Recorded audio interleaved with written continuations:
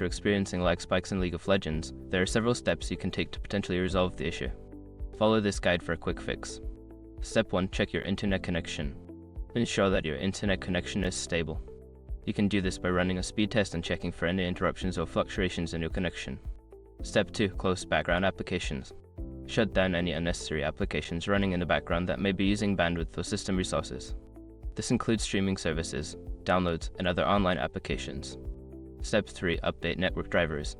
Make sure your network drivers are up to date.